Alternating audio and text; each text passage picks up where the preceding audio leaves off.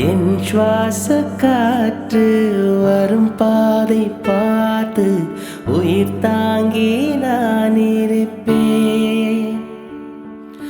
மலர் கொண்ட பெண்மை வாராமல் போனார் மலை மீது தீ குளிப்பேன். என் உயிர் போகும் போனாலும் துயரில்லை கண்ணை அதற்காகவா பாடினேன்.